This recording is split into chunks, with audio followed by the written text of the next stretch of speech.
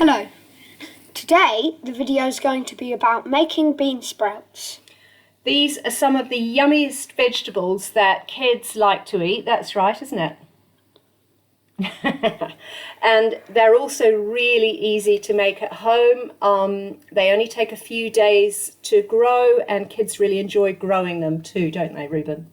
Because you can see them changing every day. So we're going to show you what to do. Right, Reuben? First, you will need mung beans or another type of lentil. That's right. Do you want to hold the container? Mm-hmm. Hold it up a bit. So we just pour enough dried beans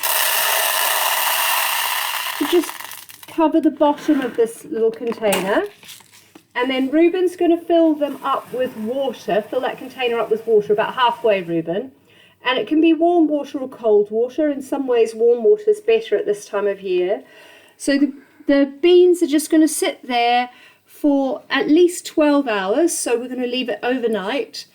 And they soak up the water, and it helps to start the process of germination, because this is really just what you would do if you were going to grow something in the garden.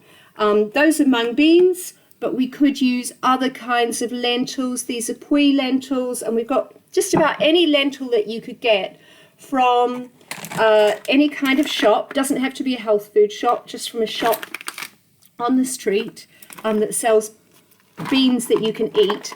You can also, instead of boiling them or cooking them in a curry, you can also sprout them. So you leave them overnight. And then what's the next thing that you do after that? Well, the next thing that you do is you put them in one of these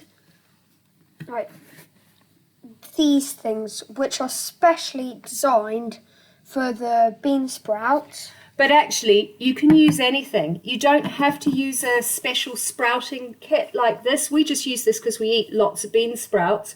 You could put them in a jar like this. So what you do is you drain the water off after 12 hours, and you put them into your container, whatever container it's going to be, an empty container, and you put it in there. And then every morning and evening, you run some water through the container. You don't leave it standing, the water standing in the container. You just run it through enough to get all of the bean sprouts wet, and that will help them to gradually start sprouting. So Reuben, do you want to show people what we've got in here?